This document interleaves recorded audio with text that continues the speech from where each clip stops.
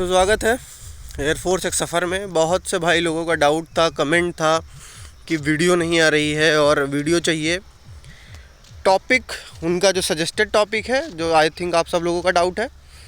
Majorly बच्चे इस channel पे एयरफोर्स के जुड़े हैं और काफ़ी बच्चे एसएससी के जुड़े हैं। सो ये दोनों के रिकॉर्डिंग में वीडियो प्रोवाइड करता रहूँगा।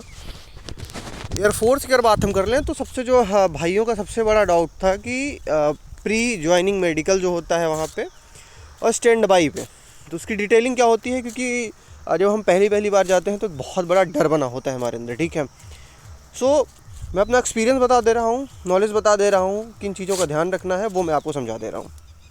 देखो भाई, वहाँ पे सबसे पहले आपकी रिपोर्टिंग होगी, ठीक है, और वहाँ पे आपको बैठा दिया जाएगा।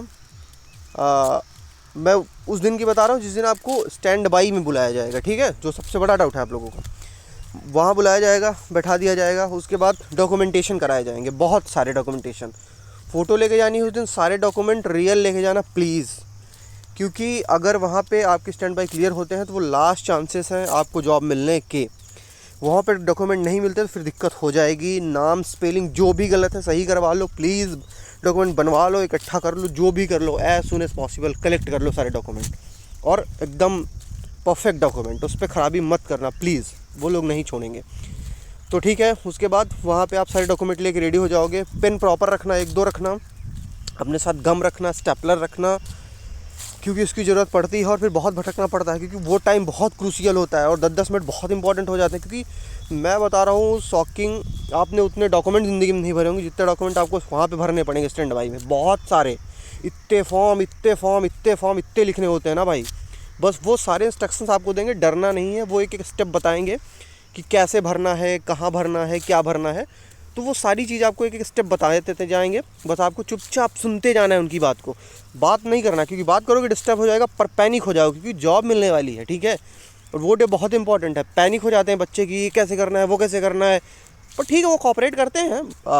कई लोग होते हैं बहुत कॉपरेट करते हैं आपको, कि आप परेशान भी होते हो तो आपको पर्सनली गाइड कर देते हैं, बट वो आपकी रिस्पॉन्सिबिलिटी है। ठीक है, वो करना। उसके बाद आपको कंप्यूटर लैब में ले जाया जाएगा, वहाँ पे आपको बैठा के आपके अकाउंट डिटेल्स, आपको डॉक्यूमेंट वेरीफाई करे जाएंगे, सारी चीज़ें, एक एक चीज़, एक एक स्पेलिंग, एक एक शब्द।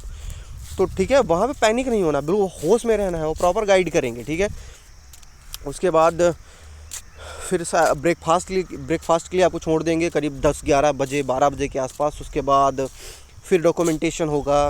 उसके बाद बीच में ही आपका प्री ज्वाइनिंग मेडिकल जो होता है, बेसिक मेडिकल, फिर से वही चीज़ें होंगी।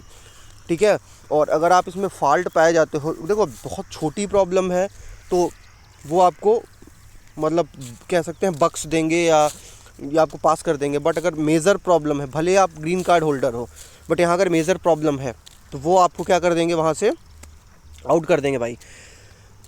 और जो सबसे बड़ा इशू आता है, अगर आपका वेट उस टाइम पे बढ़िया था, इस टाइम पे बढ़ गया, सो वो आउट कर देंगे आपको। सो प्लीज़ वेट मेंटेन करके रखना, रनिंग करते रहना प्रॉपर, क्योंकि वहाँ पे जब मेडिकल करवाते हैं ना तो कई तो एक्सरसाइजेस करवा के चेक करते हैं, पूरा हाथ पैर प्रॉपर स्टैमिना चेक करते हैं आपका, उठक बैठक करवाएंगे, पर प्रॉपर मतलब बहुत जद्दोजहद है।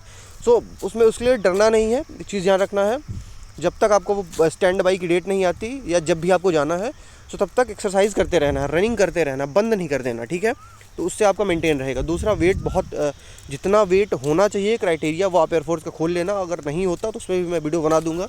वो वेट आप मेंटेन करके रखना, क्योंकि वेट बहुत इंपॉर्टेंट है। ठीक है, वो बाहर करते हैं बिल्कुल, फिर आपको नहीं होगा कि ये है तो वेट बड़ा छोटा लॉजिक है, मेरे पास तो ग्रीन कार्ड है। भाई वो ग्रीन कार्ड जब था तब था आपके पास, आपको फिर से सारे मेडिकल क्लियर करने पड़ेंगे, सारे medical to the point clear करने पड़ेंगे, नहीं आप बाहर हो जाओगे, और उस दिन बाहर हो जाओगे ना फिर कहानी ख़त्म हो जाती है। ठीक है, तो एक टाइम ये करना है। उसके बाद आपका मेडिकल लेने के बाद वो आप लोग को बताएंगे नहीं कौन फिट है, अपना लिख लेंगे। फिर थोड़ा डॉक्यूमेंटेशन बाकी है तो करवा के, लंच वंच करवा के आपको बैठा देंगे। तो पैनिक नहीं होना, उस दिन नर्वसनेस बहुत ज़्यादा आती है कि क्या होगा, कैसे होगा, ये लाइफ तो परेशान नहीं होना है भाई। ठीक है, बैठे रहना है, जो होना है वो डिसाइड हो चुका है, वो आपके हाथ में कुछ है नहीं। तो ठीक है, अपना दिमाग मत लगा लेना। उसके बाद वहाँ पे आप बैठे रहोगे तो करीब ये मान के चलो शाम को ऑन एन एवरेज, कहीं कहीं ज़्यादा कहीं कहीं कम भी होता है, बट ऑन एन एवरेज जो है वो 8 बजे के आसपास वहाँ से लिस्ट आती है, मेन लिस्ट आती है दिल्ली से, CSB से।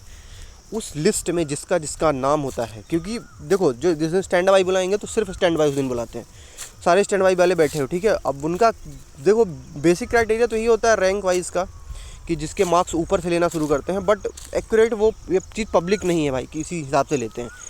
वहाँ से लिस्ट आएगी, उसके बाद मीटिंग हॉल में आपको बैठाया जाएगा, और मीटिंग हॉल में बैठाने के बाद 10-15-20 मिनट बाद सीईओ साहब आएंगे, और उसके बाद वहाँ पे वो मंच से अनाउंस करेंगे। वो उनका दो लॉजिक है, या तो उनका बता देते हैं वो कि किसका नाम है ये, उनका नाम बोलते हैं जिनका जिनका हो गया, या तो उनका नाम बोलते हैं जिनका जिनका नहीं हुआ। तो उनका कुछ भी होता है वो बता देते हैं किस हिसाब से है। तो आपको बताया जाएगा आपका हुआ है, आपका नहीं हुआ है। नहीं हुआ है, किच करने का कोई लॉजिक नहीं है, कहानी ख़त्म, वहाँ से ज़िंदगी ख़त्म। ज़िंदगी ख़त्म इन द सेंस कि वहाँ तक की मेहनत जो है वो, उस टाइम तक की मेहनत तो बेसिकली ख़त्म ही हो जाती है। होप तो आदमी खो ही देता है कि यार अब तो क्या होगा, अब बहुत लॉस। बस जिसका हो गया बढ़िया है, वेल एंड गुड, उसकी तैयारी हो जाती है, ठीक है, और वो निकल जाता है। बट अगर आपके पास अगले अटेम्प्ट है तो आप तैयारी करो।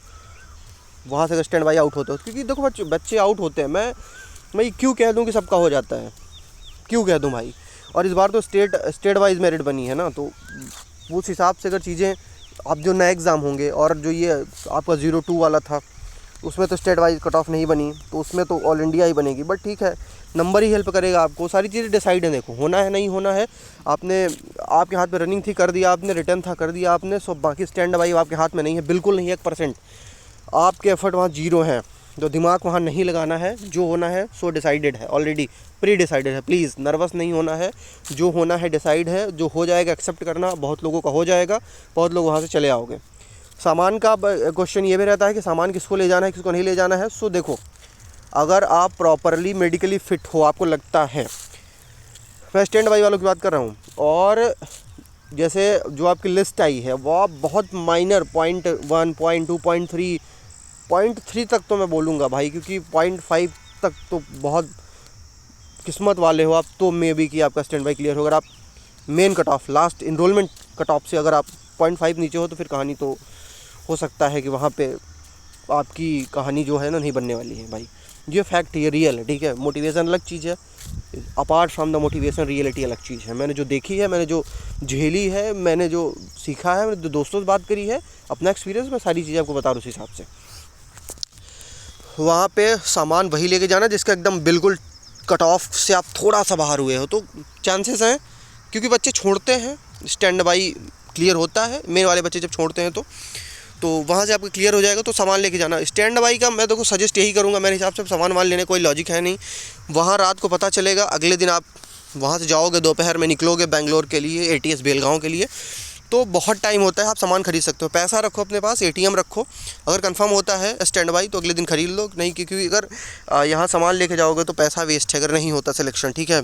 और वो सामान लेके लौटना भाई, घर लौटना एक बहुत पेनफुल जर्नी हो जाती है, कि मतलब ऐसे मुंह बना के आओगे ना, वो बस सामान लिए होगी, नहीं हुआ हो गया, तो वो बहुत सेमफुल हो जाता है। तो ठीक है, सामान वामान नहीं लेना है, अगर क्लियर होता है तो सामान उसी दिन लेना है, ठीक है।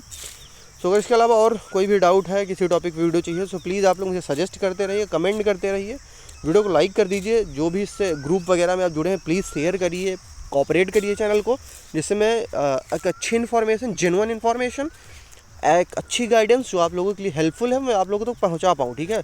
तो आप लोगों के सपोर्ट से होगा। अगर आप लोग चाहेंगे सो हम वो चीज़ें करते रहेंगे, बट अगर आप नहीं चाहेंगे तो चीज़ें फिर कैसे चल पाएंगी, वो चीज़ें बंद हो जाएंगी ना, तो फिर क्या ही मतलब है।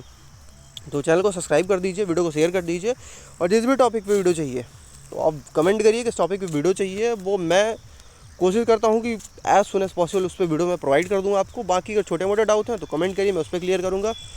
सो थैंक यू, जय हिंद, मिलते हैं अगले वीडियो में।